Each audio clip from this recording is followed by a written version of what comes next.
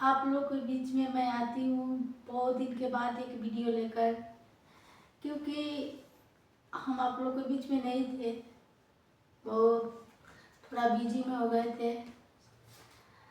एक वचन से हम आप लोग को बताएंगे, क्योंकि परमेश्वर का वचन क्या बोलता है। क्योंकि ये वचन आप लोग देखते थे, मतलब आप लोग के बीच में मैं शेयर करती थी। मतलब अभी एक वचन देखूंगी, हम लूका का हम लोग देखेंगे, लूका 6 का हम लोग 23 वचन देखेंगे। उसके बाद 27 वचन से हम आप लोग को बताएंगे। क्योंकि परमेश्वर का वचन कहता है, उस दिन आनंदित होकर उछलना, क्योंकि देखो तुम्हारे लिए स्वर्ग में बड़ा प्रतिफल है।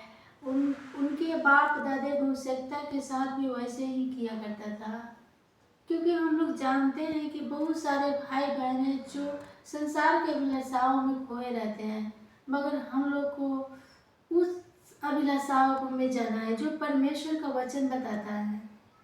हम लोग को पूरे बातों खो जाना है, क्योंकि यहाँ पे भी लिखा हुआ है कि परंतु है तुम पर जो धनवान हो, क्योंकि तुम अपनी शांति पा चुके हो। अगर हम लोग अपनी शांति पा चुके हैं, क्योंकि हम लोग नहीं जानते हैं कि हम लोग को शांति अंदर से कैसे मिलता है, मगर जब हम लोग को परमेश्वर का वचन रहता है, हम लोग को हृदय में रहता है, तो हम लोग को वो शांति मिलता है जो संसार कभी नहीं दे सकता है। क्योंकि वो शांति हम लोग को अनंत काल की शांति है, जो हम लोग को पृथ्वी का, और हम लोग सोचते हैं थोड़ा दिन के लिए हमारे परिवार की शांति नहीं, हम लोग को वो शांति जो अनंत काल के जीवन के लिए हम लोग को शांति चाहिए। फिर भी हम लोग देखते हैं अगला वचन में हम लोग देखेंगे परमेश्वर का वचन। हम लोग सबसे पहला हम लोग एक दूसरे को दोष लगाते हैं, मगर उस दोष के हम लोग क्या अपने ऊपर देखते हैं। परमेश्वर का वचन यहाँ पे बता रहा है कि परंतु मैं तुमसे सुनने वाले से कहता हूँ कि अपने शत्रुओं से प्रेम रखो, जो तुमसे बैर करे और उनका भला करो। हम लोग एक दूसरे को दोष लगा देते हैं। सबसे पहला अपने आँख के तिनके को, अपने शरीर के बारे में नहीं जानते हैं कि हमारे अंदर क्या कमी है। मगर परमेश्वर का वचन जीवित वचन बताते हैं, जो तुम्हें श्राप दे उनको आशीष दो, तुम्हारा अपमान करे उनके लिए प्रार्थना करो। अगर हम लोग को कोई कठिन परिश्रम आ जाता है, कोई ऐसा समस्या आ जाता है कि हम लोग उस घड़ी अपने शरीर को, अपने आत्मा को खो जाते हैं। हर एक अनुसार से हम लोग झूठ बोल देते हैं, हर एक परिस्थिति में हम लोग गलत बातें बोलते हैं।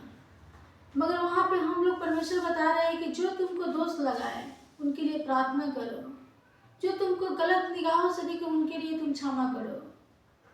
क्योंकि परमेश्वर का वचन बता रहा है कि जो तेरे गाल पर थप्पड़ मारे उसके और दूसरा भी फिर दे, जो तेरी दोहरा छीन ले उसके कुर्ता लेना भी न रोक, जो कोई तुझ में से मांगे उसे और वस्तु दे। हम लोग को जो कोई हम लोग को बताता है, मांगता है, उनको हम लोग को और दे देना है, उनसे हम लोग को नहीं लेना है।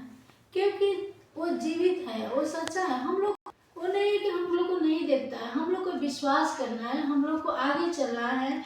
अगर हम लोग आगे नहीं बढ़ेंगे, हम लोग एक दूसरे को नहीं बताते हैं, तो दोषी कौन ठहरेगा? हम लोग दोषी हैं। तो हम लोग को दोषी नहीं ठहरना है। हम लोग को जो आज्ञा मिला है, जो हम लोग जानते हुए भी चलते हैं, उनको आगे हम लोग को चलना है। इस वचन से हम लोग को सीखना है। आगे और वीडियो में आप लोग को बताऊंगी। इसके लिए सिर्फ